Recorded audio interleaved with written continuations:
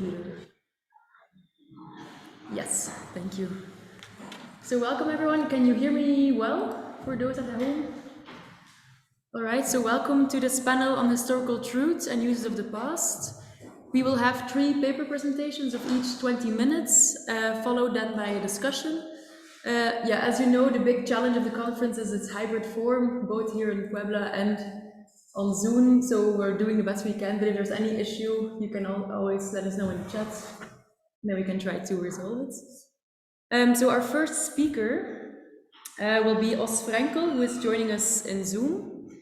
And Os Frankel is an associate professor and chair of the history department at the New School for Social Research in New York City. And he is the author of, among other publications, the book States of Inquiry, Social Investigations and Print Culture in the 19th Century Britain and the US from 2006.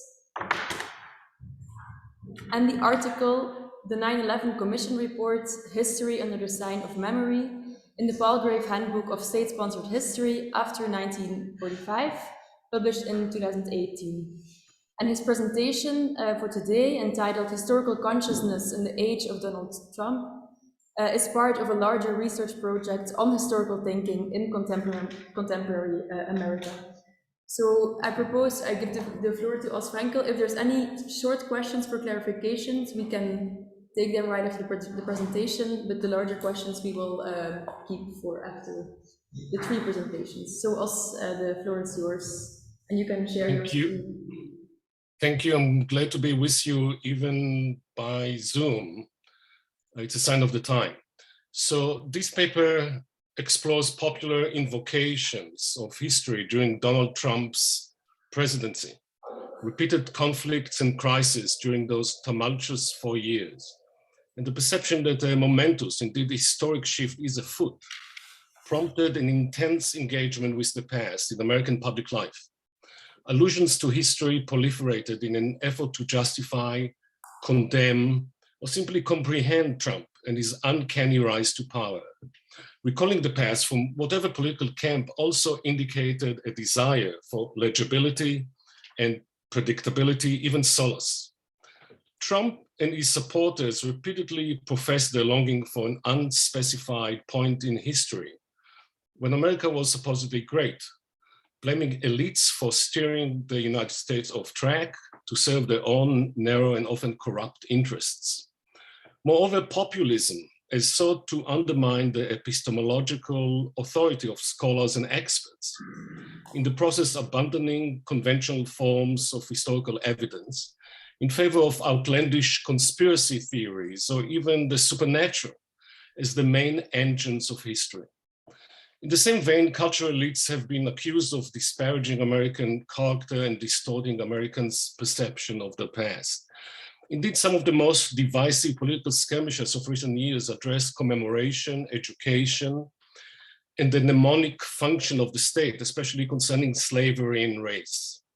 Trump objected strongly to the removal of monuments that celebrate the military and political leaders of the Confederacy. One of the enduring legacies of his presidency is the ongoing effort to pass legislation that excludes from the classroom certain ideas, such as that systemic racism is the backbone of American history. The state of Florida, for instance, banned the teaching of, quote, the theory that racism is not merely the product of prejudice, but is embedded in American society and its legal system in order to uphold the supremacy of white persons, unquote. The pretext for this prohibition was that such a claim is likely to shame white children. However, my paper today goes beyond populist historical consciousness to focus primarily on how Trump's presidency inspired a particular strain of an ahistoricist approach to the past, which rests on a version of American nationalism and exceptionalism that collapses past and present, or conceives of history as a series of endless cycles and repetitions. This view, I maintain, often crosses political lines. One example is how Trump's political ascendance sparked frantic attempts to find him some precedent in American history. The media busies itself with historical analogies as well as with unearthing prophecies that had allegedly anticipated Trump's victories. Let me clarify that it is not my intention to revisit the benefits or liabilities of historical analogies or analogical thinking more generally. The analogies offered during the 2016 campaign and ever since have been mostly of a rather narrow sort, linking Trump with specific historical figures. Such comparisons, Trump is like so-and-so, I argue, are characteristic of a typological imagination that resurged with Trump's rise to power. By typology, I'm referring, of course, to the medieval and later Calvinist and Puritan practice of biblical exegesis that purports to demonstrate how characters in the Old Testament, serving as types, prefigured major characters, antitypes, especially Christ himself, in the New Testament and throughout later history. One of the most influential examples of early Puritan typology was the clergyman Cotton Mather's 1702 biography of John Winthrop, the governor of the Massachusetts Bay Colony. Mather labeled Winthrop the American Nehemiah. Nehemiah was the biblical leader who rebuilt Jerusalem during the Second Temple era. Half a century ago, the cultural critic Sack van Berkowitz connected the Puritans' typological imagination with America's sense of historical mission and Americans' sense of self. A contemporary rendition of typological thinking is the evangelical right's crowning of Trump as the latter-day King Cyrus, the 6th century BCE Persian ruler who emancipated the Jews from the Babylonian diaspora and sanctioned the return to the Holy Land. One of the first to propose this analogy was the preacher Lance Wallnau, whose book, God's Chaos Candidate, published on the eve of the 2016 elections, sought to explain how Trump, whose credentials as a good Christian are dubious at best, could be God's vessel, revealing God's plan, precisely as the Bible depicts Cyrus, a non-believer, as God's anointed emissary. The Trump as Cyrus analogy became popular ever since, embraced by Trump himself, but also promoted by, among others, former Israeli Premier Benjamin Netanyahu. Trump was also compared to King David, another philanderer, and other scriptural figures. The Secretary of State, Mike Pompeo, was asked during a Christian Broadcast Network interview in Jerusalem whether he thought Trump was the modern-day Queen Esther, raised, quote, to help save the Jewish people from the Iranian menace. Pompeo didn't blink. As a Christian, I certainly believe that's possible, he replied. But typological consciousness is not exclusive to the Christian right. As early as the summer of 2015, a piece in Politico, online magazine, asked 13 historians, is there a historical figure that Donald resembles, a model who can help explain his rise? Over the next few years, the question would be posed time and again. These analogies are essentializing devices, focusing on a particular biographical detail or character trait. Some commentators emphasize Trump's background as a rich businessman who ventures into politics to quote unquote save America, recalling Henry Ford or the newspaper tycoon William Randolph Hearst. Another set of comparisons underscored Trump's populist rhetoric or racial prejudice, for instance, his affinity with George Wallace, the Alabama segregationist. Typological exercises imply that the past has the capacity not merely to explain, but to foreshadow the present. Although as rhetorical tools, they can move in either temporal direction. For example, early on, commentator Frank Rich employed the Trump-Ronald Reagan analogy, not to explain Trump's candidacy as much as to show how Trump's presidential bid exposes the jingoism and prejudice of Reagan and the Republican Party in general.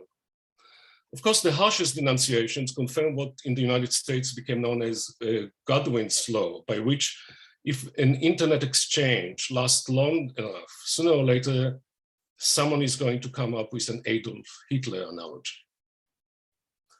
This aspect of popular historical thinking, I would term second-order typology, which replaces the biblical narrative with American history.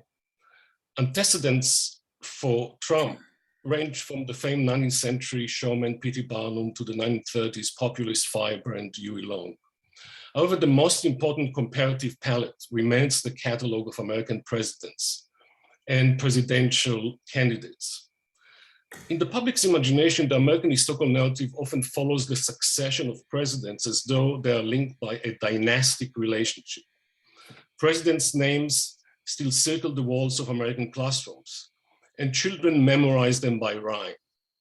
In Disneyland and Disney World, presidents from Washington to Biden reside at the Pantheon-like Hall of Presidents, where they spring to life through the wizardry of animatronics.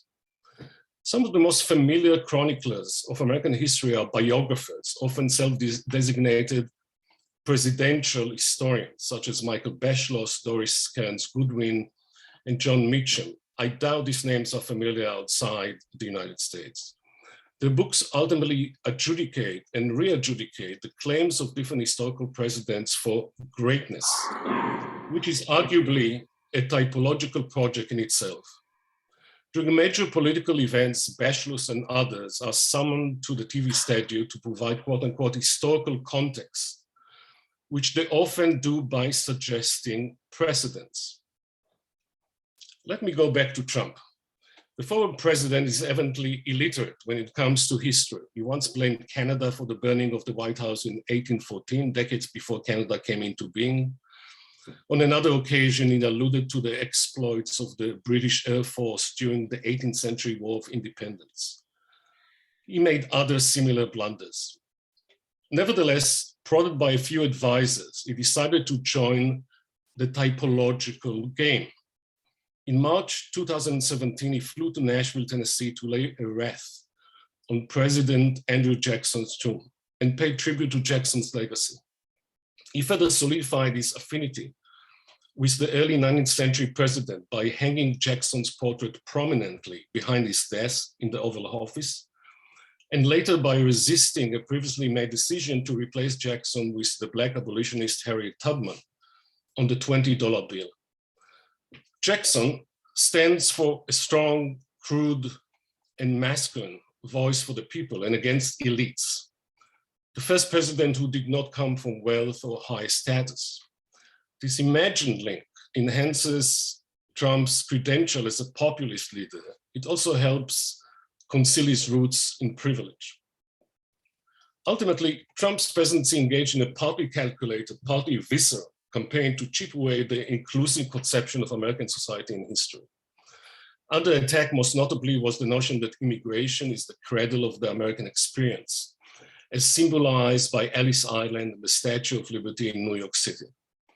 Under Trump, they were supplemented or supplanted as national symbols by the wall with Mexico. Indeed, the evangelical wall now connects the wall Nehemiah built around Jerusalem with the wall at the Mexican border. The wall he maintains is, quote, our Nehemiah project to restore self-government and expose the folly of those who promise freedom while leading the nation into captivity. Wallnau and other self-proclaimed prophets claim to receive communications directly from God, anticipating Trump's rise to power. Indeed, prophetic evangelicalism, whether Pentecostal or other, emerged as an organ of Trump's political apparatus. But Trump's prophecies were not entirely evangelical or right-wing. They include, for instance, novelist Philip Roth's 2004 book, The Plot Against America, in which the aviator Charles Lindbergh becomes a president and then signs a non-aggression pact with Nazi Germany, giving license to anti-Semitic riots. Roth's alternative history re-engages a question Sinclair Lewis raised in his 1935 novel, It Can't Happen Here, about the possibility of a fascist takeover in the United States. Conversely, Trump's advisor Steve Bannon's bleak view of America's decline was shaped by William Strauss and Neil Howe's 1998 book, The Fourth Turning, an American Prophecy. The authors divide American history into cycles of growth and decline, each lasting 80 to 100 years. Recurrent phases or turnings within those cycles correspond to generational archetypes, the prophet generation, followed by the nomad, hero, and finally artist generations. America, the authors predict, is about to face a momentous world-changing crisis. Quote, the fourth turning will trigger a political upheaval beyond anything Americans could today imagine. New civic authority will have to take root quickly and firmly, unquote. Academic historians never embraced this organicist Spenklerian thesis, but Bannon was reportedly inspired by the book's dire predictions to advocate for dismantling the administrative state in preparation for the looming crisis. The fourth turning ostensibly outlines a secular historical plot, but one now anticipates a comparable crisis, which he labels the Great Unraveling, or the Fourth Crucible. A somewhat similar cyclical conception of American history is also evident in corners of progressive thought. One of the books considered prophetic of Trump's political success is journalist George Packer's 2010 book, The Unwinding, an inner history of the new America, which details the recent decline of institutions, disintegration of the social fabric, and predominance of organized money. In the introduction, Packer remarks cryptically, quote, the unwinding is nothing new. There have been unwindings every generation or two. Each decline brought renewal. Each implosion released energy, out of which unwinding came a new cohesion, unquote. In Molnau's unraveling and Packer's unwinding, I hear echoes of Frederick Jackson Turner's cyclical frontier theory, or the manner in which boom and bust cycles of capitalism serve as a plot line for American history in general. The current iterations of typology seem to walk against the grain of the Puritans' radical optimism that rested on the fusion of secular and sacred history on American soil, with all of its millennial hope. Even Molnau's Trump as Cyrus does not focus on a redemptive future as much as on Trump's negative mission as a wrecking ball dispatched to destroy the politically correct order. Moreover, the analogy may betray unease with Trump. Evangelicals, in effect, tacitly move beyond typology to the somewhat related medieval doctrine Ernest Kantorowicz once termed the king's two bodies. The secular ruler was conceived as having both a corporal body and a divinely appointed super-individual body. This approach allows separating the lurid, badmouth Twitter Trump from an augmented notion of Trump as an omnipotent figure who resides above the law. Pessimism runs today deep and wide across the American political spectrum, whether in waiting for the fourth turning or in other seemingly disparate phenomena, from the so-called Afro-pessimism to expectations of environmental doom, to representations of dystopian futures in Hollywood films, to Trump presidency-induced perception many shared that the apocalypse is not coming, it is here now. Even if ingrained in solid facts, we should remember that apocalyptic despair might be just the other face of American millennialism, that American collective consciousness has been crowded with both fantastic dreams and dreadful nightmares. To conclude, while Trump supporters recruited the past to enhance a perception of imminent crisis, the proliferation of prophecies and efforts to identify historical analogies and precedents evidence a sense of rupture and crisis across American politics and society. The postmodern condition was once held responsible for the interruption of linear historical trajectories and the loss of confidence in progress and futurity. But the ahistoricist suture of past and present is also rooted in long-standing popular conceptions of American history. Thanks.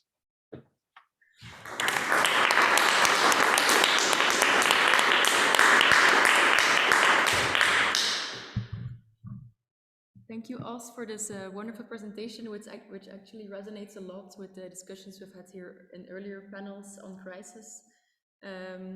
Well, I'm sure we can get back to that later during the discussion. And maybe first looking into the room, if there are any specific, very short clarification questions If not, we can continue to our second speaker. Our second speaker will be Marie-Gabrielle Verbergt, who is a PhD student at Ghent University, working at the intersection of historiography, the theory of history, the history of European integration, and the sociology of knowledge. And Marie-Gabrielle's general research interests lie in the history of the late 20th and 21st century historiography, asking, in short, how historians' study of the past has changed over the past 70 years in practice, form, and function. And so her current work touches on those questions by specifically focusing on the European Union sponsorship of historical research between the 1970s and today. And she is especially interested in the production and institutionalization of ideas about what is valuable knowledge and good and bad ways of knowing the past through peer reviews and selection mechanisms, as well as the changing relationships between the academy, funding organizations, and the state. And so today she will present a paper entitled Placing Bets on History, Changing Conceptions of Valuable Historical Research in the 21st Century. So I'll now give the floor to Marie-Gabrielle. I'm going to move here and also share my PowerPoints. I have ready like that. Oh no, Kanzler. Oh no, wait. I have to do it through Zoom, right? Go to Zoom, share screen, share PowerPoint, share. And it should be.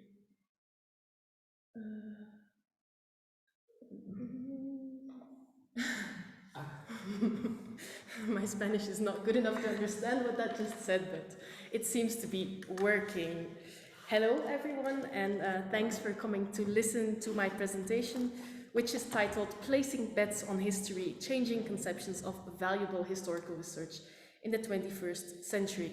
As Eline said, I'm a historian of historiography, working on a PhD at Ghent University about the history of European funding for historical research since the 1970s. I'm a bit of an odd one out in this panel. 2 years ago, I was going to present a paper on anti-relativism in European politics, touching as well on populist anti-relativisms, which would have made for very nice connections, I'm sure, with the papers of Oz and Edgars. However, 2 years in the life of a PhD student is a long time. My research interests have shifted a little bit, and I'm presenting work in progress at the moment on the European Research Council. So I'm going to start with a bang, and more specifically with a bang that's located deeply within the tradition of the history and sociology of knowledge. As my subtitle already revealed, I'll be speaking about changing conceptions of valuable historical research in the 21st century, which is a topic that, in my eyes, relates nicely to ideas and debates about scientific innovation, and even indeed, why not, scientific revolution. Thomas Kuhn in the 1960s was clearly writing about science and not history, and whereas there's much to critique when working with Kuhn when thinking about history, I do think and believe that his question on how science changes and what constitutes a revolution, a paradigm shift, remains an interesting one. And luckily, I'm not the only one who thinks that. Next to Thomas Kuhn's Structure of Scientific Revolutions, I've pasted the rather uninspiring Routledge cover of Rolf Torstenthal's very inspiring book, The Rise and Propagation of Historical Professionalism.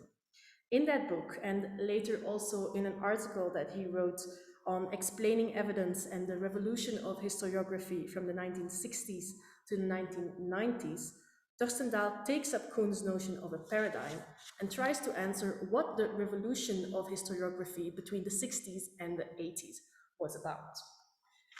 His answer to that question is elegant and simple. He says that whereas historians in the 1960s were primarily occupied with good methodology as promising innovation, in this new paradigm, they were more invested with the scientific fruitfulness of their approach. With the concepts of philosopher of knowledge Peter Lipton, Torstendahl then states that rather than being occupied with the likeliness of their explanation, loveliness became the overriding criterion for historians when considering evidence. He adds, of course, that this does not imply that methods were neglected, but that they lost the primary importance that they had earlier. Instead, theory-loaded approaches to history won ground, such as social history, global history, microhistory, and gender history. Now, what I'd like to do today is first test this hypothesis for the 21st century, and two, refine that idea of loveliness by tracking what exactly is considered as valuable historical research within European funding. Without giving away too much, I broadly find that the thesis about loveliness, in my eyes, still loveliness being more important, so to say, than likeliness still holds, but that increasingly innovation is imagined not only as a change in perspective, but also in economical terms, as an investment on a risk, which of course explains the first part of my presentation title, Placing Bets on History. So what I will do in the minutes that I have left is first give some information about my methodology, explaining what the empirical backbone of this paper is, why I chose to focus on the history of funding and one specific funding agency in particular, and then I'll go over my results. I'm going to start by introducing my case. So the funding agency I look at today is the European Research Council. To non-Europeans, this may be lesser known, but in Europe, it's really quite prominent. It was established in 2007, and it is at the moment one of the more prestigious grant agencies in Europe. It gives out starting grants, consolidator grants, and advanced grants with total amounts between 1.5 and 2.5 million. And since I'll not be able to reproduce their rhetoric as well as they can, I've included in my PowerPoint a little video that I hope to show you. It's the introduction video that they use on YouTube. Oh, I see that it's not very well embedded. Oh, yesterday it worked. Well, I'll just quickly then summarize what they show in this video. So it is their information video in which they present the ERC and their goals. Their goals are pretty straightforward. They want to push the frontiers of knowledge, and they want to invest in the brightest and best minds of Europe. To do so, they give them a lot of funding to make up a team of between usually 3 and 5, 6 researchers. And they have been doing this since 2007. They're still doing this. In the video, you also see a lot of images where at once you see an archaeological site being excavated, and then it zooms into people basically finding treatments for cancer. So history is really very much placed also next to hard science. I think it's a great video. You should really look it up. Yeah, I'll just go on to my next slide. There you go. So this European Research Council also funds historical projects. It funds chemical research, but also history. And it does so through one specific panel. It's called SH6, the study of the human past, in which history as well as archaeology is funded, and of course also interdisciplinary projects. The sole criterion used in evaluations is that of scientific excellence. Though in their reviews, panelists are explicitly asked to address the quality of the proposal, its innovative character, the appropriateness of the methods proposed, the relevance and/or novelty of the research questions. This is inside information given to panelists. This is not given to applicants. In the interviews I have done with panelists as well as grantees, most of the people involved in the application and selection process also speak about seeking projects that are high risk, high gain, which is a concept heavily promoted by the ERC. They are actively looking for edgy projects which push fields and questions into directions previously untaken, which have a high risk factor, but could also could promise paradigm shifting results. The language of paradigm and the injection of Kuhn in this presentation is very much an associative one. I'll now go over what kind of questions I've been asking and how I've been doing that. So what I've tried to do to look at how these projects promise innovation is ask 3 specific questions. First, I've looked at the periodical and geographical scale of ERC projects in history. Second, I've looked at how these projects frame historiographical innovation in their abstracts. And then I've also looked at how these projects are designed and executed. That means I'm focusing both on discourse and practice. I'm doing so based on interviews with panelists and grantees, but also on the basis of a database I'm compiling. It is enormous.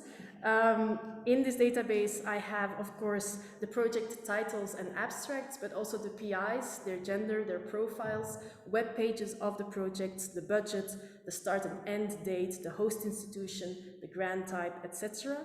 What I do not yet have are the internal keywords attached to each project, meaning that I don't know what the applicants gave to their projects in terms of 5 keywords that they have to submit.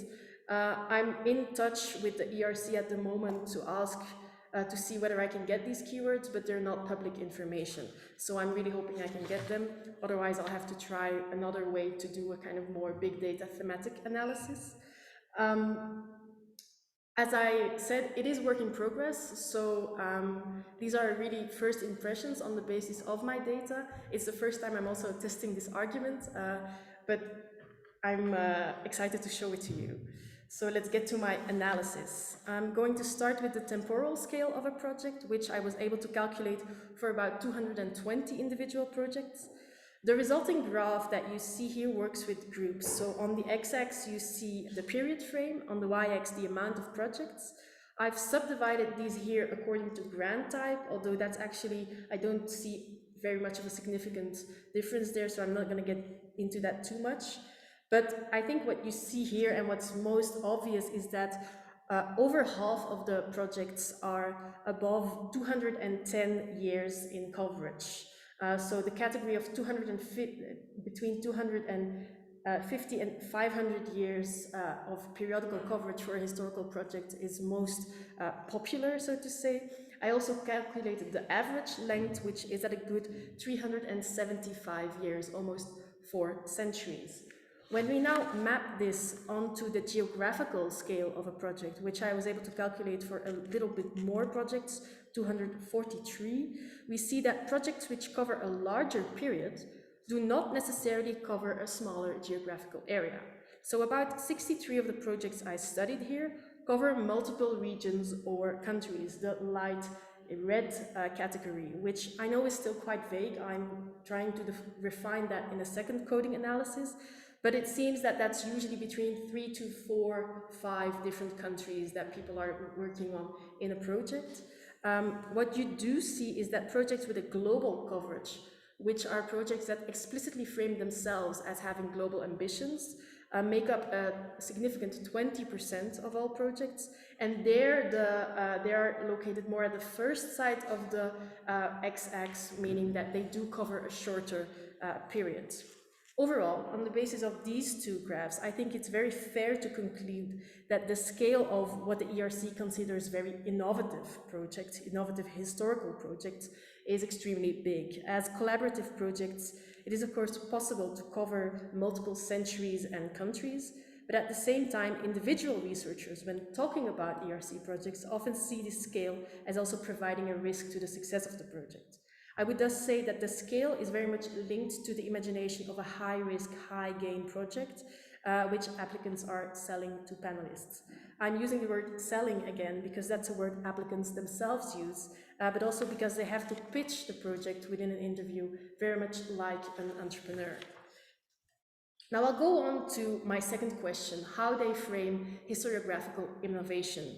For that, I'm currently testing a typology of originality, which I'm borrowing from sociologists of science Michel Lamont and Joshua Getzko, who in a 2004 article made up this typology about originality in the social sciences and humanities.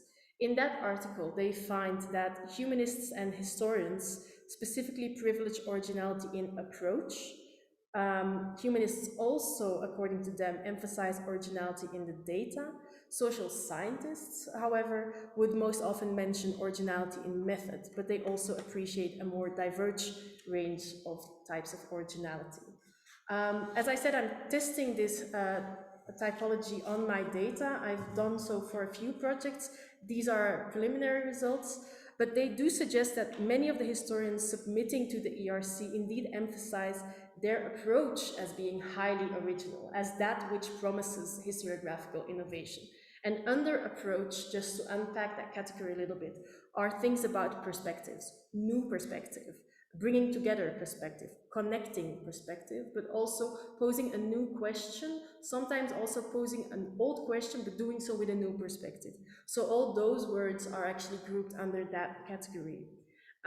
They do actually often emphasize their originality in method, which would suggest, based on Lemon and others, that in fact their projects could take on a very social sciencey-like character, which could be explained by the fact that they're presenting both the historians and archaeologists. In general, however, these projects promise innovation in a variety of ways. Usually abstracts frame innovation in at least 3 dimensions. So I'm not yet sure where to take these results, but I do think that the emphasis on perspectives or approaches fits nicely with what I've perceived as being a kind of specific formula of an ERC project, which I'm showing here on this 3rd slide. I got a hold of this formula when I was looking really at how these projects are being executed.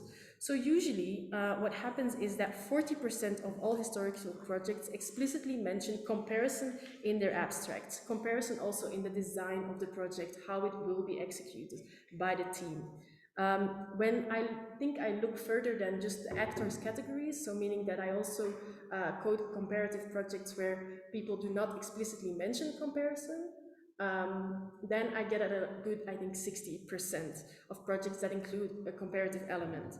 So what happens is that usually a project focuses on a central theme, which is then investigated in a variety of cases over a long period, relatively long period, spread rather evenly across Europe. I've also heard quite a few times from panelists that projects need to be spread evenly over multiple regions. And then the PI assigns a case, a region, a period to each team member, who does then finish that work package. The bringing together of these cases, these perspectives, is then the responsibility of the PI, which, by the way, is shorthand for the principal investigator, who brings these perspectives into one meta-narrative, which is often presented as innovative because it is more nuanced. So great. Some examples, because I realize because of the time shortage, I don't give a lot of examples, are a project on state formation in 5 regions over 3 centuries, which promises a new interpretation of state formation in Western Europe between 1300 and 1600, or a project more in memory studies on totalitarianism in Bulgaria, contrasted with 4 other cases, which is a new comparative, promises a new comparative narrative on overcoming communists' pasts. I really picked these very randomly, but I'm sure I could show you plenty more projects put into this kind of formula. So now if I start concluding, I'll go back to this slide. What do my preliminary findings reveal in relation to the way our historical discipline thinks about innovation? And of course about Rolf Torstendahl's comment on the fact that historians from the 90s onwards, according to him, have been focusing more on the loveliness of an explanation rather than its likeliness. First, the overarching emphasis on perspective or approach of a project as core to its originality confirms, in my eyes, that loveliness is an important concern of most of these ERC projects. At the same time, I also want to take seriously and notice profoundly the rhetoric of risk that is present in many of these projects. The ERC is seeking projects with bold hypotheses that tread into uncharted territory, aim at very ambitious time and geographical scales. These large sums of money are often talked about as investments that possibly lead to great epistemic returns. If we use Rolf Torstendahl's idea of the historical discipline as having a kind of primary occupation, we might ourselves hypothesize that we are currently in a stage where loveliness is being coupled to the idea of riskiness, which is an inherently economical logic, where a historian and a funding invest in an idea to then reap results that may change the direction of a field. The blow up of a project, putting them into a formula, adding extra cases because a century or two without necessarily having a clear intellectual benefit, things that are often critiqued when talking about the ERC, fit very nicely in such a logic of riskiness. Historians are placing higher bets, and the ERC is at the moment, I think, in Europe, the agency to help them do that. I personally have serious questions as to how healthy that may be for a discipline, but I'll leave it here and we can discuss that last critical remark later on. Thank you.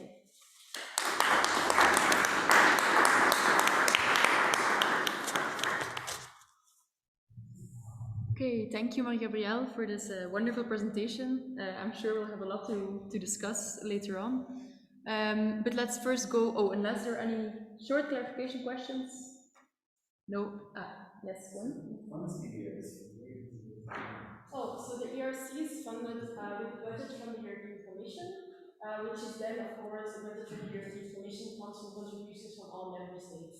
But it is unlike previous European level funding agencies, it has its own money. So it's not an intergovernmental agreement, but it really is a European funding agency. And those graphs that you showed, was that all projects since 2007? Yes. Just 2000. In the coding of your typology of originality, can you multi-code? Yes. Yeah. Okay. So you have done that. Yes. And do you have any idea of how many projects claim originality in more than one? Yes. So on average, I think every project claims originality in at least 3 dimensions. Usually, on average, 3 dimensions. No more than 5. Okay, yeah, but let's get back to that in more detail later on. Yeah, you're going to get loads of questions, I'm sure. But let's first listen to the third presentation of this panel, which is by Edgars Engizers. If I'm pronouncing that correctly, you can correct me. Okay. And he's also a PhD student in history, but from the University of Latvia. And he currently also holds a position of historical advisor to the Minister of Foreign Affairs of Latvia. And he's also a lecturer at the Baltic International Academy and a teacher in the University of Latvia and the College of Law. Previously also been working as a researcher in the Center for Security and Strategic Research of National Defense Academy of Latvia. So lots of affiliations. And his scientific research, his scientific interests covers military political processes in Latvia at the outbreak of the Second World War, Soviet means of social control, and also the process of regaining of independence, as well as philosophy of history and politicization of this. And so his work today, the paper he will present, carries the title Rewriting and Re-Evaluation of History, History Writing in Post-Soviet Baltic and Struggle with Russia over falsification of history. With falsification of history. You can read it on the PowerPoint. Maybe can you click on the presentation view of your PowerPoint so that we can all see it in a bigger version? Yes, there.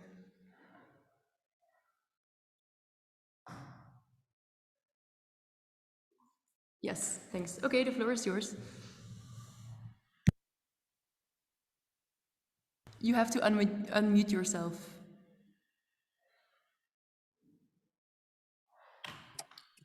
Hello, good evening, good night, good morning. It's a little bit more than 1 o'clock in night right now, so I will try to be quick as possible, as you also have a late evening and the necessity for fruitful discussions after the official part of the conference.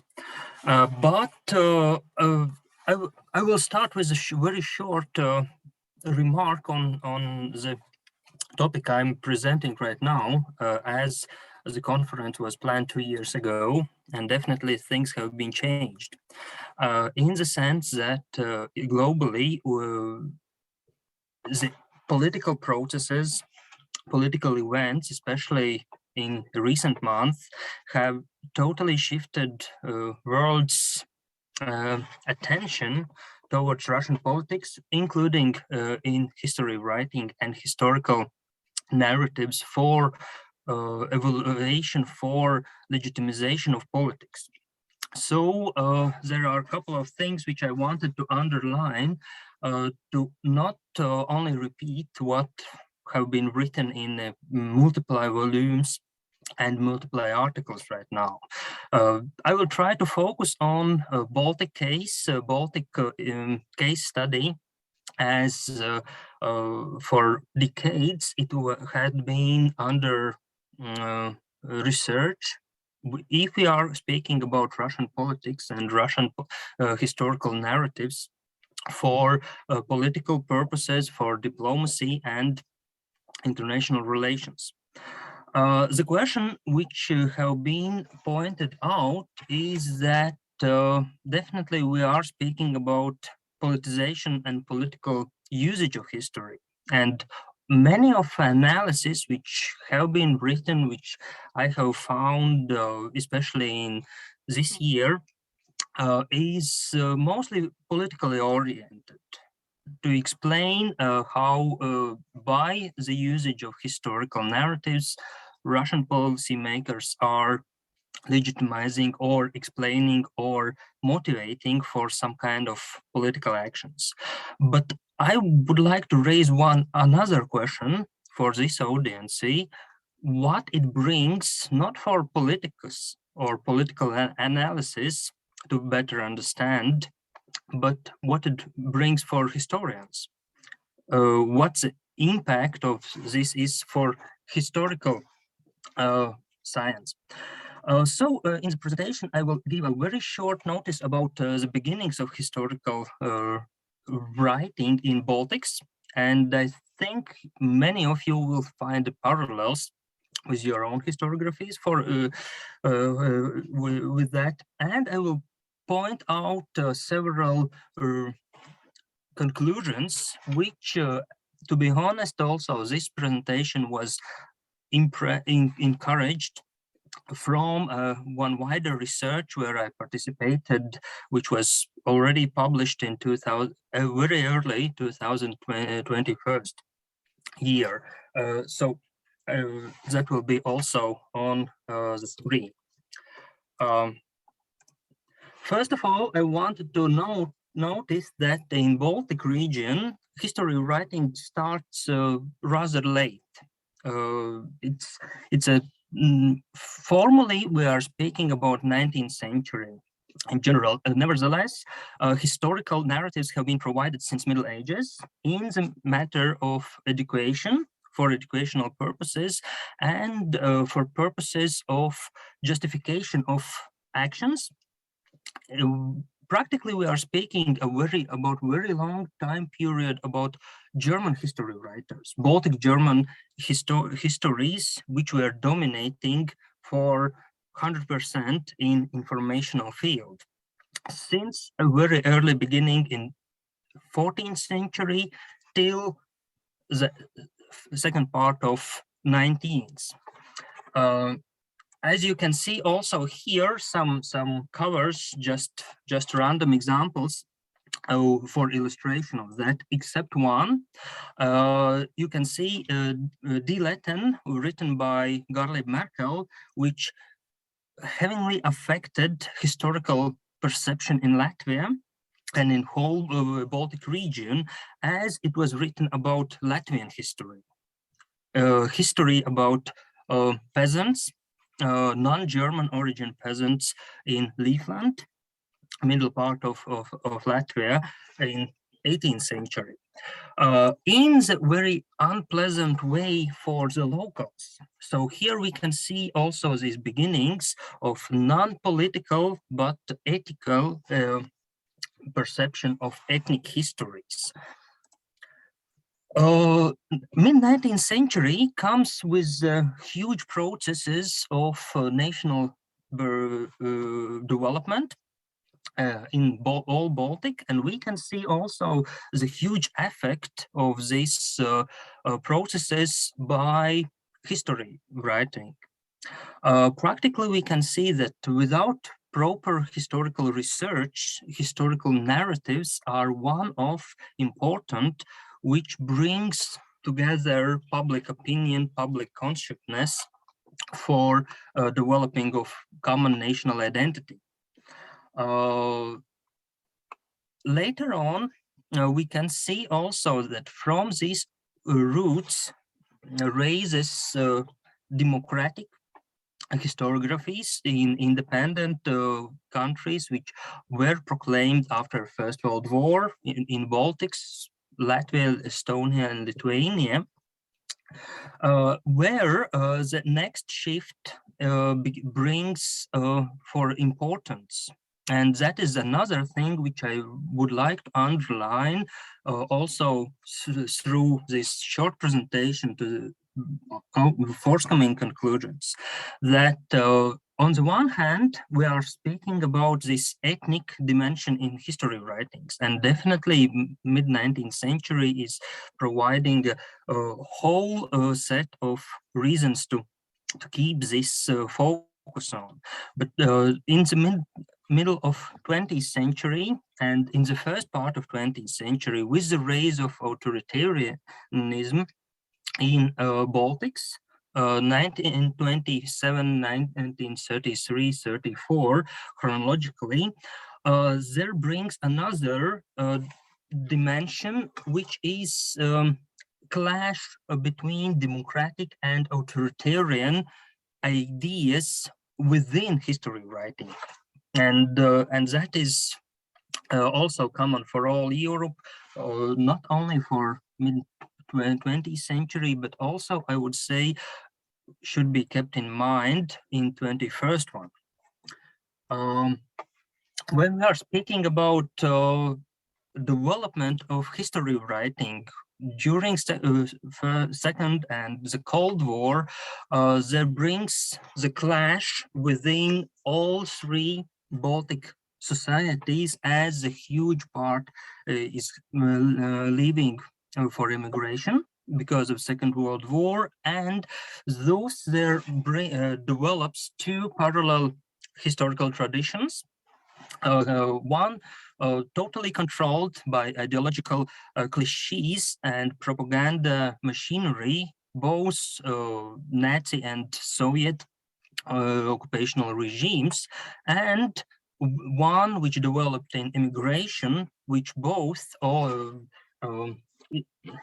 covers differences, as also in immigration there are schools of thought, both democratic and sympathetic to authoritarianism one. But most important cornerstone lies in the late 80s with the reforms of Mikhail Gorbachev, when review of history and rewriting of Soviet history starts on the based on the slogan of glasnost and criticism of former practices, starting to develop in economy with the perestroika and development of changes for political regime. But as this freedom of speech came out, it already in 1988, 1989 turned also towards historical debates, which led to liberalization of all Soviet, including Russian, historical narratives, which led to liberalization to source of availability, which is significantly important, definitely for all kind of historical research, and which led also to westernization of style and means of history writing in whole region. But it was a rather short period, which ended with the rise of Putin and his construct of the political realities. I will not go in depth description of the means how Putin's regime is falsificating history and is using history for political purposes. There is no time space for for that at this moment, but I will just draw some findings which are out of global coverage, at least up to now. Because I would like to underline that this shift toward politicization of history by Russian policymakers, which affected also history writers, actually didn't started with the reign of Putin, and it didn't started with his second term, as many of scholars are showing us that I would say it started already in the midterm of Boris Yeltsin's rule, with the turn towards presidential power in Russia, just after the clash over with the parliament in 1993. So we can see that the beginning of historicization of policy, or other words, that historical issues were targeted as political ones, actually leads us even to the agreements between Latvia and Russia on the withdrawal of Russian army after the collapse of USSR, which was signed already in 1994. But definitely from today's perspective, the main policies of Russian Federation for foreign affairs underlines, including the state policy for compatriots, underlines his history as a very important element in Russian politics. Thus, also we can see that it brings us towards institutionalization of history from political aspect. There are different reforms for building up of political constructs for spreading ideology, which is very historically based in Russia. And we can see early 2000s with the development of this concept of Russian world, were very infamous also today in the context of recent Russo-Ukrainian war. And we can see also the debate about truth within history, which is probably also the third important underlined thing for my presentation at this moment, as Russia started political claims on diplomatic level, on historiographical level, about falsification of history by neighboring nations, by European scholars, by all scholars who spread conclusions or who spread opinions which were not fitable to Russian state propaganda claims. So 2009, definitely this building up of commission to counter attempts to falsify history to determine the detriment of Russia's interest brings us towards another framework. When we are speaking about history in Russia's politics, as it faces historical research outside, we can see that geopolitics is not only built on historical narratives, but also history is building geopolitics in the sense as this history, and I'm using the term history not in the sense of the past, but of this historiographical understanding the stories about the past, history writing narratives, which have been turned into ideology.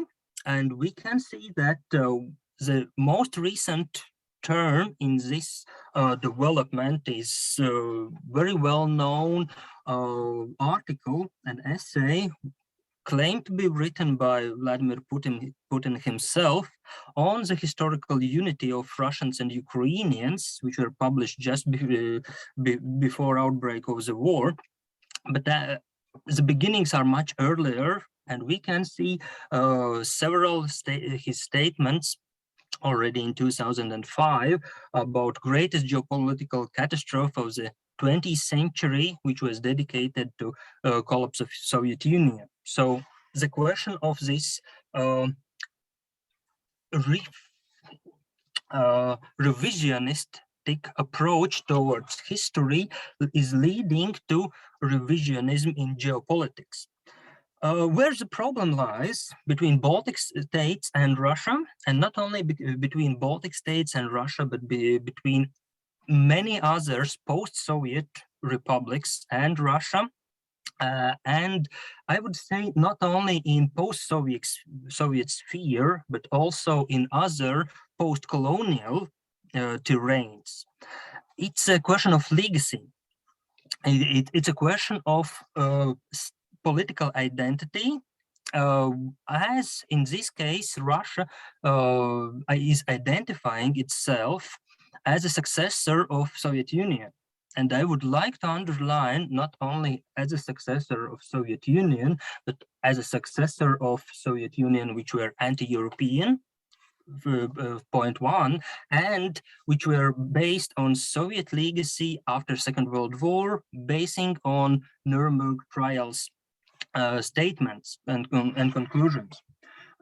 Otherwise, Baltic states are identifying in the framework of pre-occupational period, which is anti-Bolshevistic, anti-communistic political entity.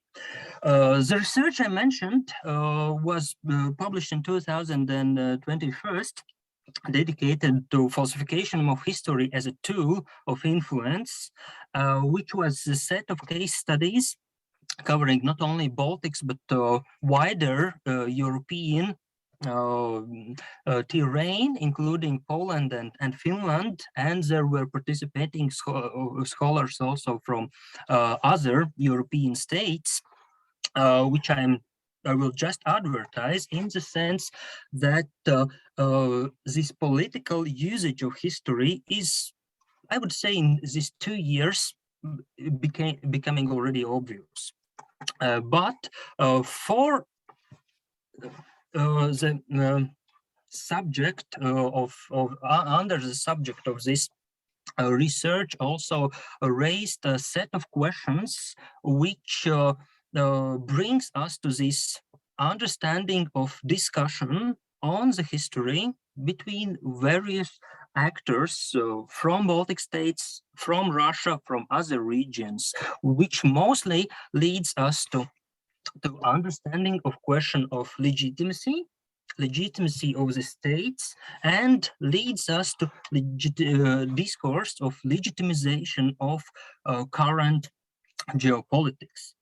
As I already underlined, this targets not only Baltic historical perspective, but I would say it's also important to understand it from the perspective of discourse of post-colonial reflections between history and politics.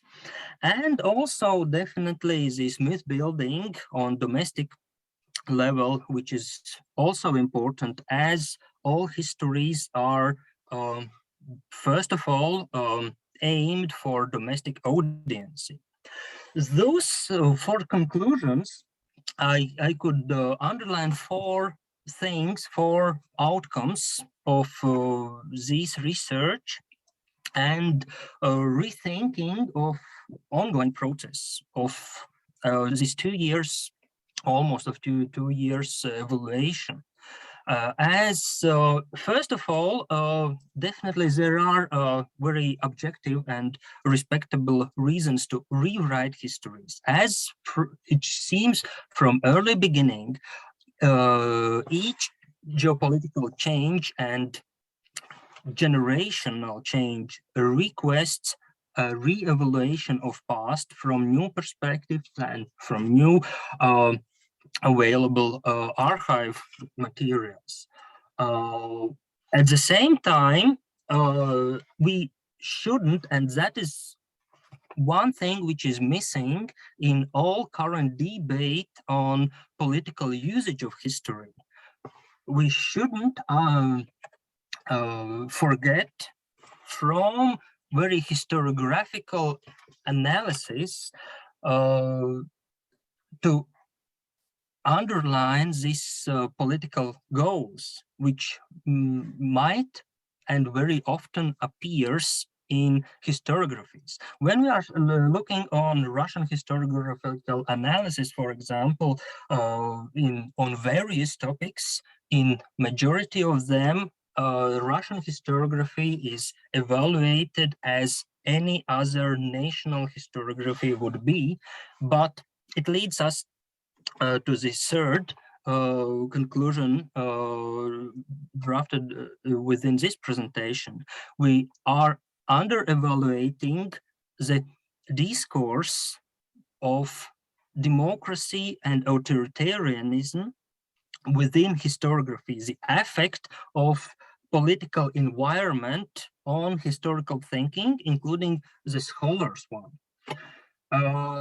Behind scientific topicality, definitely there is political topicality, and also when we are looking on usage of history by democratic scholars or scholars who are existing in authoritarian or totalitarian environment, there is a huge distance both between means and aims of their actions. So that is important thing when we are speaking not only about Russia, but when we are speaking about all kind of historiographical comparison. Thus, for the end, I know, I know many of you also are focusing on historical theoretical issues, and Russian's historiography is very good, the great source for evaluating of that. Definitely, which should be underlined, which should be evaluated also in the light of this political keynotes, keystones. As for example, I can provide also this conceptions of Russian foreign policy, this policy on compatriots, even Russian military doctrine, which includes changes in the state, the political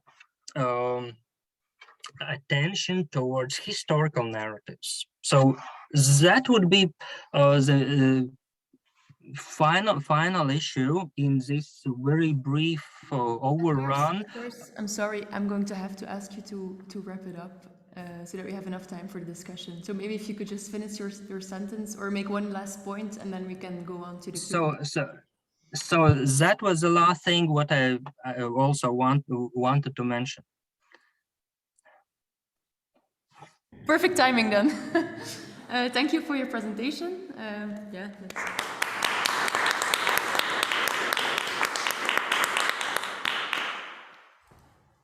Yes, if you could stop sharing your screen, then we can see everyone who is at home as well, which is nice for the Q&A, maybe in the gallery view.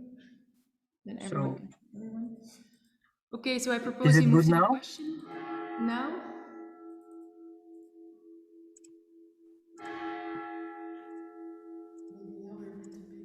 Yes. Yeah, so I propose to take 3 questions at a time, if there's more than 3 questions. And it would be nice maybe if you could also state very briefly your background, which might help the discussion, and also the presenters for knowing where the questions are coming from. So who would like to kick off the discussion?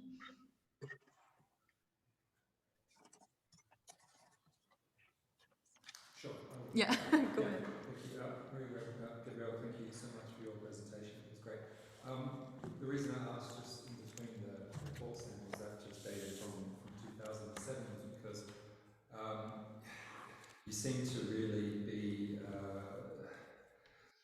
this idea in the History Manifesto talking about crises, that history suffers from a crisis of short-termism doesn't seem to be the case according to your research. If I understood those graphs correctly, it looks like the big scale is absolutely what is being funded.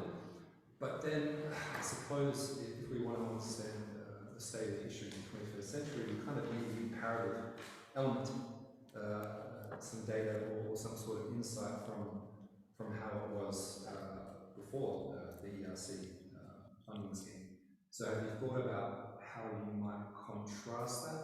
And I suppose the other question I have is, do you think that ERC projects an overview of what is considered valuable in 21st century historical research? I got the sense that you have some criticism, so just interested in hearing those as well. Is there room for the lone wolf toiling away in the archives of the library, doing historical research that they consider to be valuable, regardless of what the ERC says? What is groundbreaking scientific research? So I'll first. Oh yeah, Yeah, unless there's no other. Yeah, let's just take the questions and then. Yeah, so go ahead. Yeah. Okay, Stefan Berger. I also wanted to address the paper on the ERC, but I wanted perhaps first of all to clarify again. You mentioned Torstendahl and his notion that there was a kind of redirection between the 60s and the 90s methodologically from a likeness of explanation to the loveliness of explanation. I've read both books a while ago, but I'm not quite sure. I mean, you take this to be correct, or because I'm not quite sure whether it is. Whether you know we do not still in the historical profession, or a lot of people in the historical profession place a strong emphasis on likeness. So I wouldn't sort of take that as given, Torstendahl's interpretation. I think it needs to be tested a lot more in the light of what kind of research is going on. So I would put a question mark behind that, first of all, and then of course the other thing is that if I understood you correctly, although I'm not sure you spelled it out in such direct ways, the ERC's rationale amounts to a kind of neoliberalization of research agendas, we could say, right? In the sense that there is a kind of economic rationale behind. There is a kind of surplus added, and the money has to pay for something. But here I would say that is perhaps the ideology of the ERC, but you can only really assess what the ERC panels are doing by looking at the work of the panels. And that might be quite something different, I think, if you like, the PR videos that the ERC launches on its website. And the panels, of course, are not disciplinary.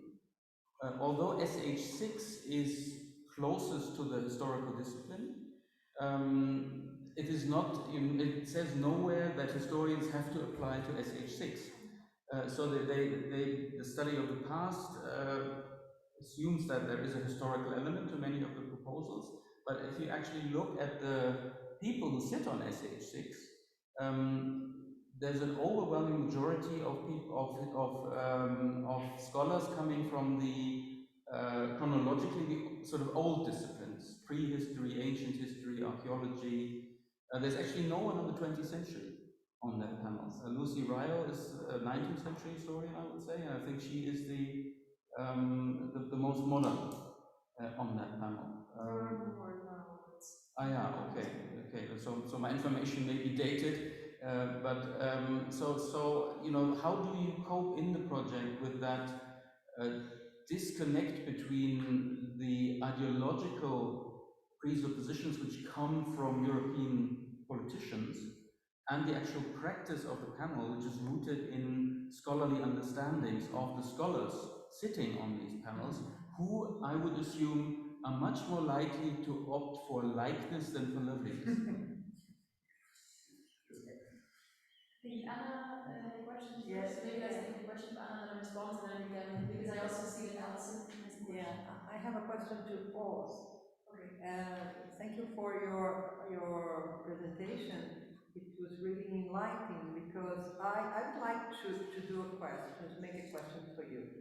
Is the historical conscience in the age of Donald Trump is being exported all around the world? It's a global consciousness because what you described in your presentation is really, really similar to what we're living in, and the profile, maybe in terms of Banana Republic, our president is a kind of emulation of Donald Trump, but taking it in serious.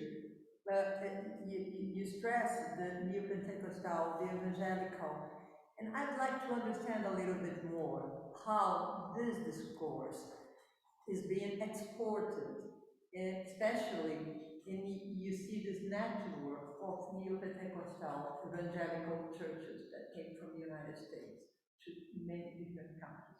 I don't know if you have a reflection about this, but I would like to listen a little bit more. What do you think about it? And for Marie-Gabrielle, I really love your research, but the questions you raised is very important too. And I have a specific question. If this project, they respond a public call, and if this public call, you have a format that you have to follow. So you have to present this, and each of these items, they are valued. They have points to be given, because I've been examining many projects, and all around this process, I've been observing that they try, even rhetorically, address what the people who will give money to them is asking for. So I think it's a gap that you have to be really, really concerned about between where is going on in the field, the real life of the researchers, and what do you do to keep money?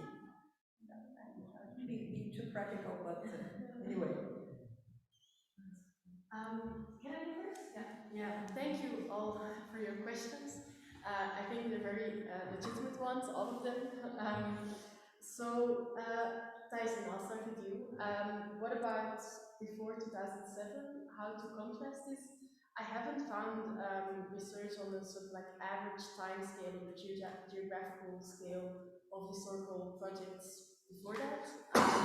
So if anyone knows of anything like it, you'd be very welcome to get it as a tip.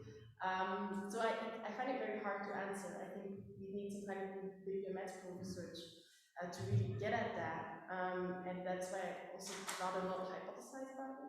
Although I do think there's something about this being really large sums of money that just simply make it possible to do these kind of projects. Then, if the ERC is the only thing that, or whether there's room for a lone wolf. First, of course, there's room for a lone wolf even within what is funded here. The reason I'm doing sort of like I built this database is because I want to get a kind of average, a mean of what these projects look like, but there is of course a variation within what is funded in the ERC, and there's also a variation over time. So back in 2007, it was way more possible to fund archival research and even do like source editions, whereas the ERC is really not funding that anymore. They actually changed their policy on that. So there is differentiation to be made there. So I hope that answers your questions. Stefan, I'll first clarify why I like those now. I'm also quite critical of this argument, and especially the first time I read it, I was like, yeah, right. Historians still care about sources. And then I read it again when he published it in a smaller article. And he's not saying that historians don't care about sources anymore. I think what he's saying is that our primary concerns are different. And whether it's called a primary concern or an additional concern, I do think that the loveliness really is becoming an additional concern when I'm looking at what the ERC is funding. And it is also very much a concern when I talk to panelists, because one of the things I've been trying to do to bridge the gap between what I get here, the rhetoric of the ERC, the selected projects, is talking to grantees as well as panelists. So I sent out a questionnaire to grantees, and 170 of them replied, so that's really a lot. And I'm going to send out a questionnaire to panelists. I've done a handful of interviews with panelists, and it seems to me that often they reproduce the rhetoric of the ERC. The ERC's policy of the selection of panelists has also changed a bit over the years, in the sense that they now very often select people who have previously been grant holders. So I don't easily speak of a socialization process, but I think it might fit here. Sorry, can I just ask, who does the selection? How do you become a panelist? Oh, so the selection is done by the scientific officer, by a team of people who work at the ERCEA, the European Research Council Executive Agency. And so they're all PhDs. That's also for the ERC very important for the reputation to have PhDs working on the selection. And they're pretty much doing the same research I'm doing. They're not sharing the results. So they detect, and of course they have information about the applications, which I don't have. So they pretty much detect, based on the applications, what kind of profiles they need. They make a kind of ideal, typical profile, and then they suggest some names, and then that goes to the scientific council, who appoints the panelists. I've asked how often the scientific council diverges from what they propose. It seems that it doesn't happen very often, because they like to believe they do their work rigorously, and I'm quite sure they do. So that's how they select people. I think in the early years it was also via suggestions of people who had previously been on panels. And then there is also, but now I'm maybe diverting a bit too much in other parts of my research, but there is also a legacy of the European Science Foundation in bringing over panelists to the ERC. So that's a bit how they are selected. When you were talking about neoliberalization and the fact that it's ideology, and we need to look at practice, that's a question I've really been grappling with as well. I do think it has an effect on the practice, in the sense that the very projectification that's happening in the way we're working, and the fact that there are a principal investigator who deals with work packages, and then often these work packages are also being put into a rhetoric of risk management. So if one goes wrong, you still have others, is really affecting, I think, the design of a project.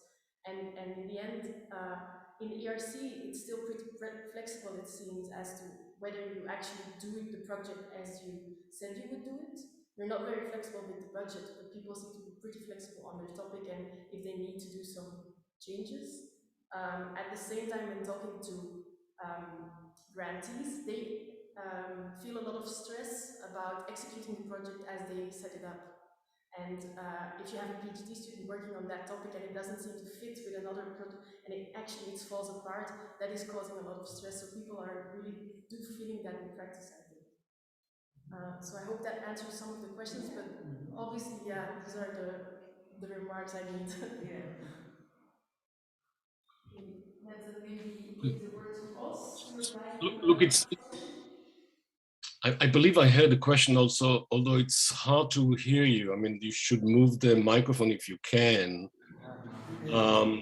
So my understanding of the question was that it was about how the United States exports particular kind of historical consciousness, And it's a great question. I don't have a full answer for it. I would say the following is that populism became a global phenomenon, obviously.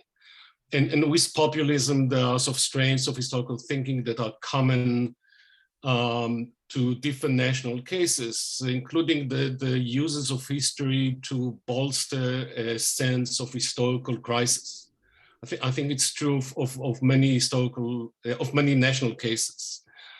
And the United States is not just an exporter, but also an importer of all kinds of ideas. For instance, the idea of replacement doctrine. That the white race is going to be replaced by other races comes from France. And some Trump supporters on the political right, don't think in terms of America, but in terms of Christianity, or in terms of the white race globally and how to defend those entities. So I think there's a lot that is shared, but I also think that there's some elements that are unique to particular traditions in American historical consciousness. And for me, what was particularly interesting is the kind of American resistance to historicism, especially on the right side of the political spectrum. I mean, the cult of the founding fathers, or originalism in the interpretation of the American Constitution. Or the prevalent of cyclical thinking about history. And that's the focus of this presentation. But I must admit, this is all very partial in the sense that there's a lot of terrain that I didn't cover. We also need to think what happened to the historical profession in the United States over the last 6 years. And to some degree, it was more active. Or the American left and center produced more works of history than the right. I mean, there's a slew of books that have been published over the last 5-6 years, inspired by Trump's presidency, about immigration, about xenophobia, about populism and fascism in the United States, about the frontier. And also there's the emerging, by now not emerging, it's already there, the Karl Polanyi fashion in American historiography and also in European historiography. We have to think about that as well. And I look, listening to Marie-Gabrielle, it seems to me the American historical profession is organized in such a different way than the European one. I see all of this criticism of the ERC, but I'm also very jealous in the sense that there's not that much money for historical research on this side of the Atlantic. And I would say that my main question about the material that you engage with is what's the politics of this? To what degree any of those projects also comes with political strings attached in terms either of the argument that are being made or the pertinence of those projects to contemporary political issues. That on the American continent, that's the first question that I would ask. So coming back to the original question, I do think that there is a sense of a globalized historical consciousness, but I think there are also major differences that we should not overlook.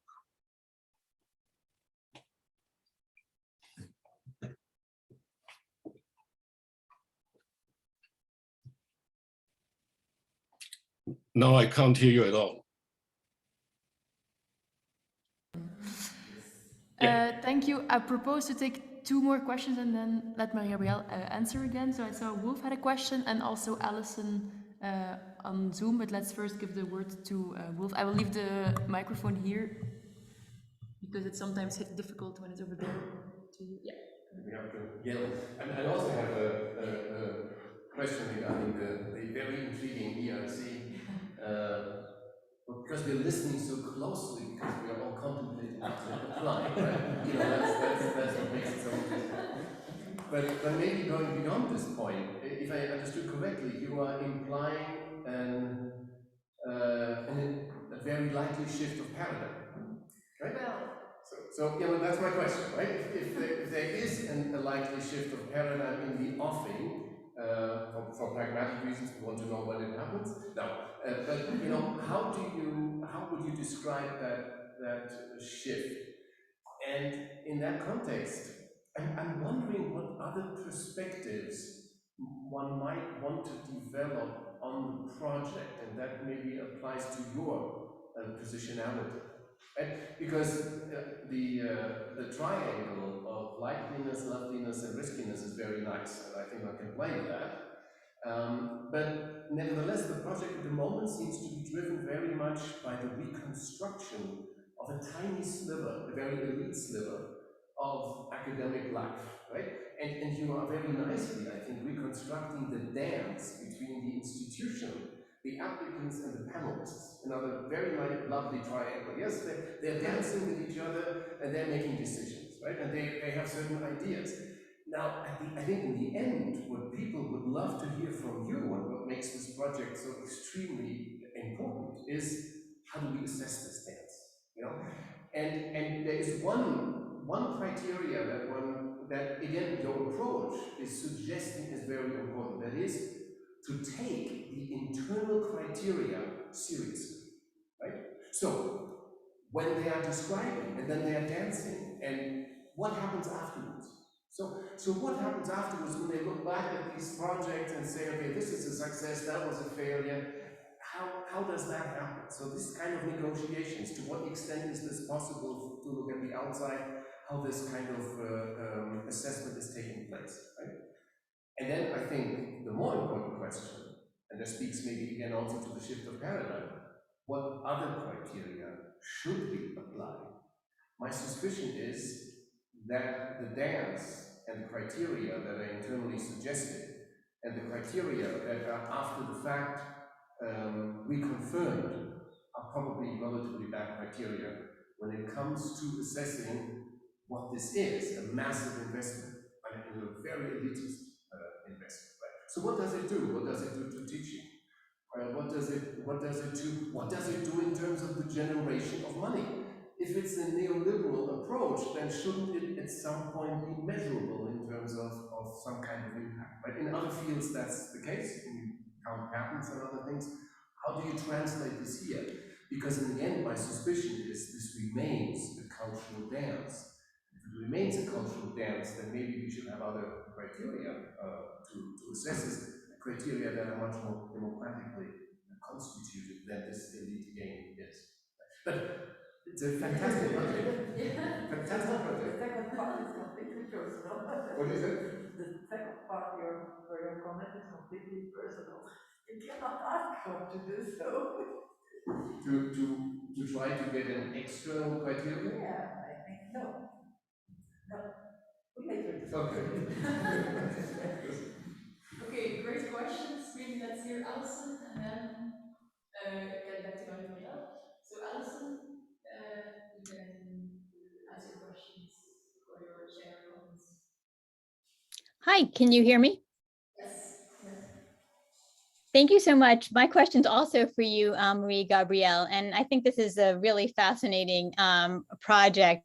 And I guess my questions in some way overlap with some of the issues that have been raised so far, but I'm interested in the political economy of this. I mean, obviously it makes sense that a funding body is going to want to invest in a project that produces some kind of return, right? And this is, I'm very sensitive to this language because my university is continually referring to research of consequence, right? And there's a way in which, there's almost a kind of monetization that gets expected in a kind of outcome. And the way that you talk about the significance of risk seems to me to sort of be the same, linguistically connected in the same kind of way. And so I was curious about, what you make of the sort of political economy of this. And I'm also curious to know, I mean, if this is a paradigm shift, then it would also affect research projects that aren't funded, right? I mean, the history, if there's a change in sort of the history profession or what history looks like right now, then we would also see it in terms of projects that are not being produced or supported by sort of powerful funding bodies like the ERC. And so how would one track that? And are you interested in that question as well? But I think it's a really fascinating project. And like Oz, I'm really jealous. All of my colleagues in Europe are always part of these funded research teams, and it sounds lovely to me. All right, thank you, Alison, also for that question. I'm going to try my best to answer these questions. I'm not sure I'm implying a shift in paradigm. To make that quite clear, I think loveliness can be a lot of things. Loveliness can be aesthetic loveliness as well. So I think riskiness might just be a new kind of loveliness that's being very prominent at the moment. So in that sense, I wouldn't necessarily say it's a shift in paradigm in the way that Torstendahl has thought about paradigms. So I hope that clarifies it a little bit. The question about it being a very elite thing, how to think about that dance and think about the effects of it. Well, I'm constantly reading these sociological analyses of the effects of grant agencies on disciplines and so on. So I do have some ideas as to what it's really doing in terms of teaching. Yeah, ERCs are not able to teach. So in a department, when an ERC colleague enters, that can totally change the teaching load. That can totally change very interpersonal relations, and it's doing things on the ground. And I think most people in Europe, at least, realize that.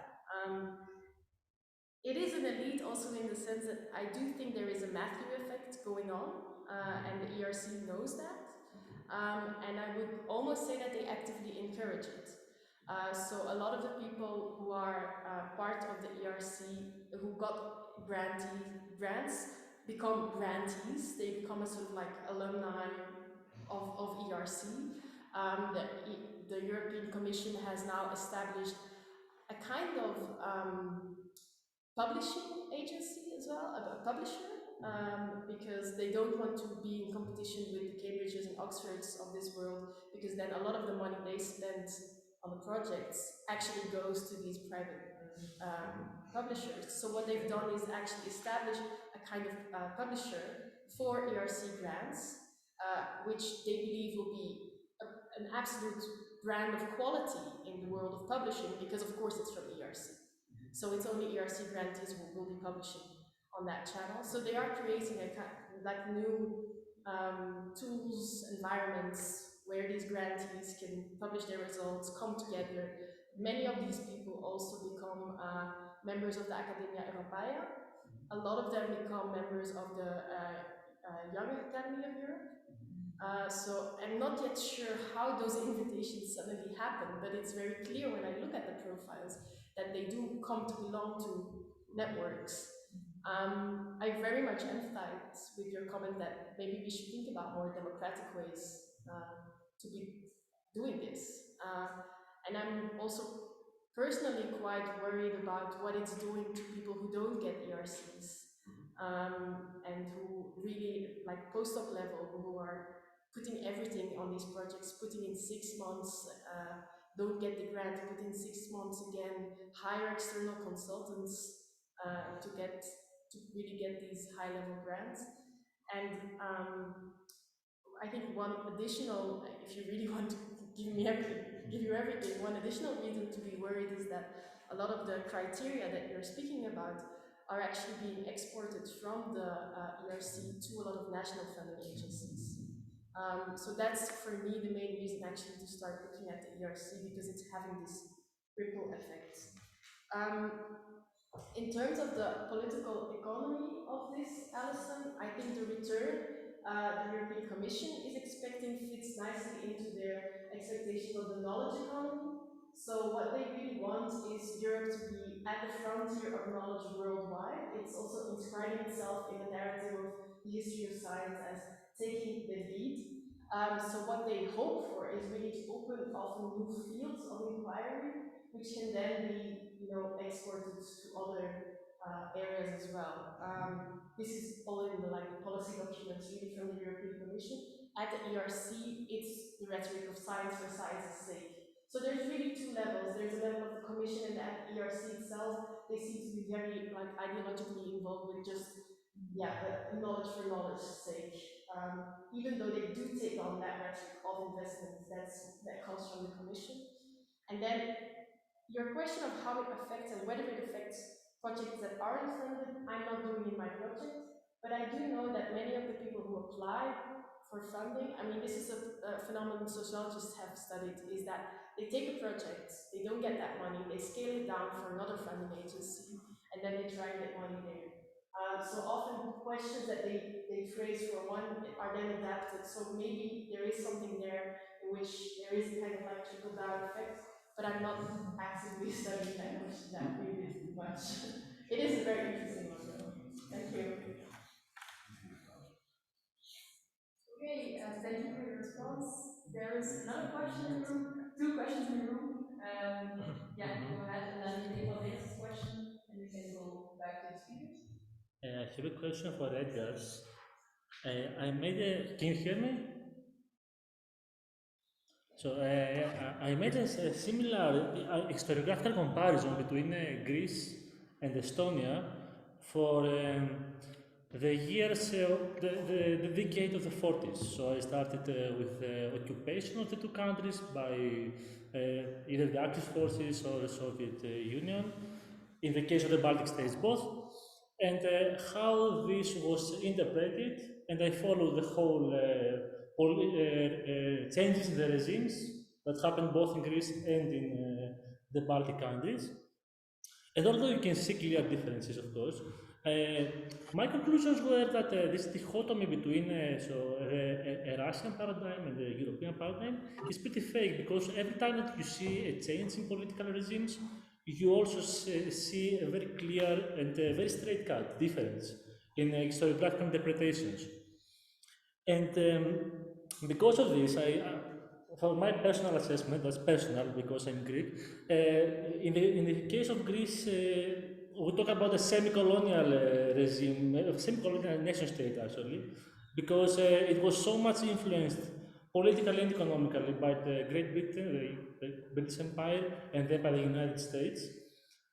And in the case of the Baltic states, for example, you can also see something similar. They are very much, they were very much influenced by Germany and by Russia. They were exactly in the middle.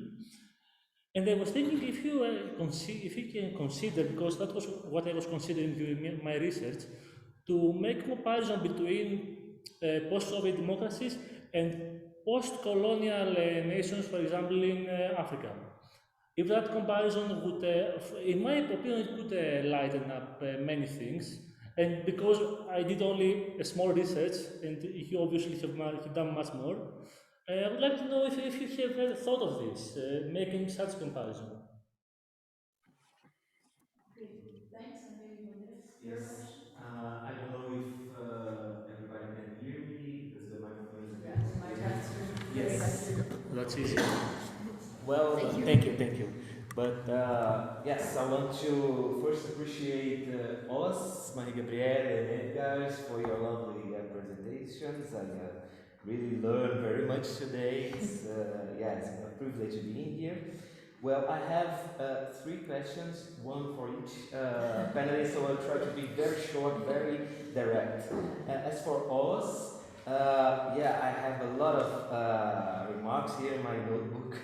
But I will just highlight something that resonates actually what we were discussing in the last session, because especially in the end of your presentation, you pointed at how the sense of crisis is important in shaping the historical consciousness in the Trump era. And you also pointed to a contrast between crisis and the idea of progress. And I wish, maybe you could develop this a little bit more, especially because considering the performative functions of crisis in shaping this historical consciousness. Also considering the Trumpism, if we may say, is very performatic in this sense, right? So I wonder how this sense of crisis and portraying the present historical situation as being in crisis, how important it is in shaping the historical consciousness of the US today, especially considering this contrast with the idea of progress. Well, as for Marie-Gabrielle, thank you very much for your presentation as well. I would just like if we could add something, clarify a little bit of this concept of loveliness. I'm not familiar with this. I somehow associated it with the idea of attractiveness somehow. And you are, maybe if I understood it well, proposing that this idea of loveliness should be approximated with the notion of riskiness and innovation. So I just want you, if you could develop a little bit on this. And Edgars, I would like to make a question on the end of your presentation. You said that I assume historians in general, are used to evaluate historiography from a national perspective. And you said also that we should care more on democratic and authoritarian discourse, if I understood you well. Of course, these are ethical and political criteria, right? Of course, it is very important to consider these ethical and political criteria in assessing historiography. But as you talked about the issue of revisionism or negationism, denialism, I wonder whether it should be also, along with ethical and political criteria, also an epistemic criteria as well. I don't know if you have developed something on this, but it would be good to hear you a little bit more about what kind of epistemic criteria should we take into account in assessing these abuses of history in the Russian case. So that was it. Thank you. Okay, so I guess we can give first of all to Edgars to respond to your two questions. Yes, thank you.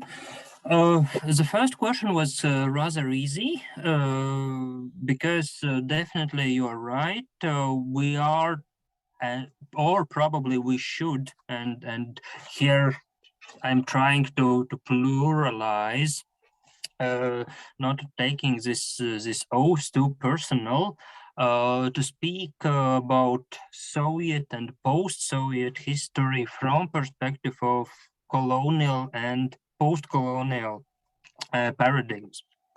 And actually, we are starting to do that, only it becomes extremely slowly, as it is not only the issue of Baltic or post-Soviet spaces historians, but also about international society, the reigning the will to percept the Soviet Union as one of colonial superpowers, which is very slowly developing, but I know at least a couple of projects my colleagues are working on where directly this dimension is or will be in the near future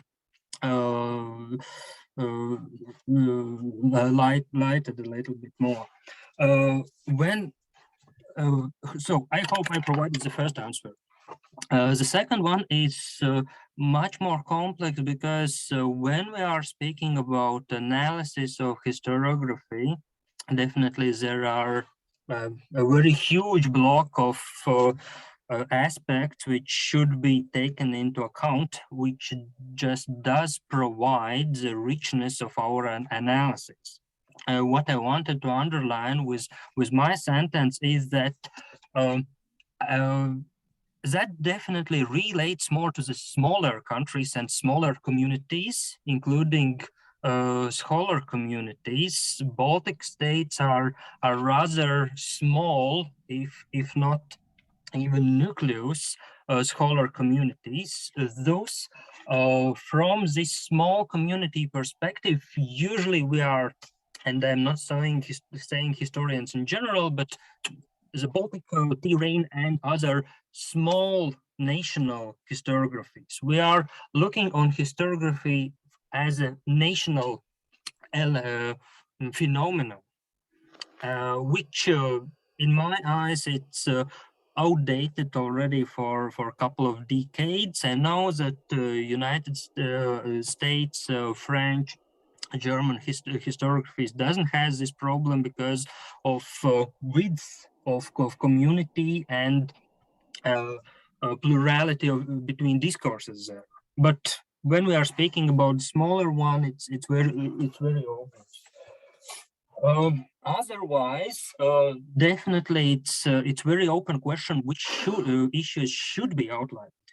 But as you very correctly noted from my presentation, this dimension of which is, in my eyes, best illustrated by face of Marc Bloch, sorry my pronunciation, the French historian, who not only wrote but also who lived his life in this paradigm that historian is not detached from community.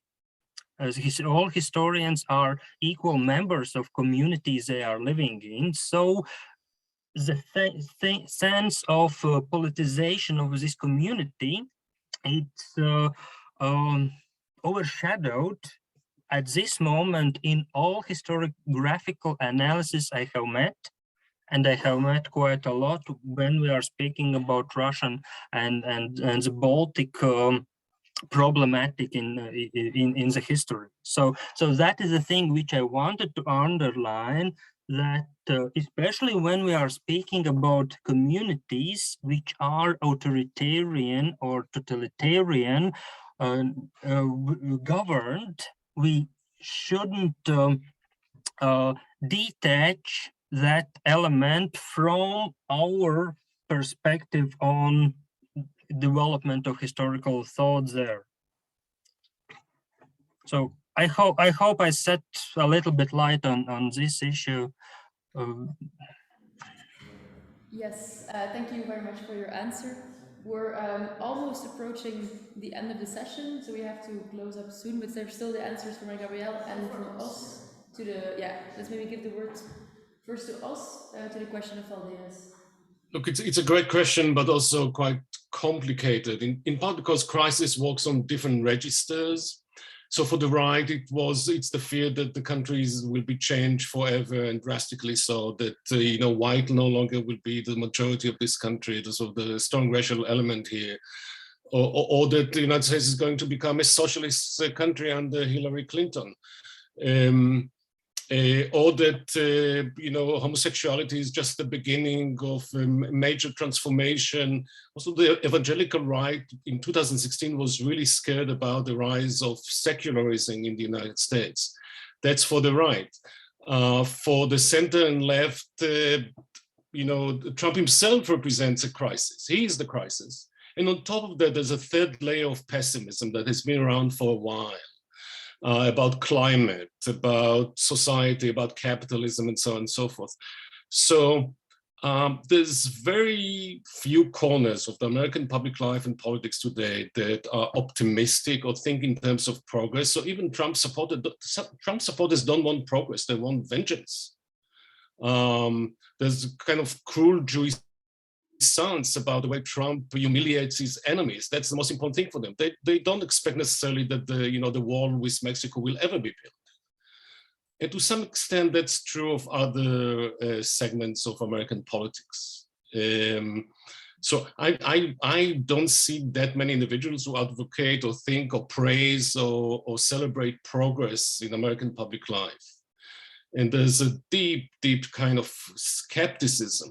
So even when the Biden administration made some progress on all kinds of policy issues, I think the reaction, not just from the right but from the center and left, was a deafening silence.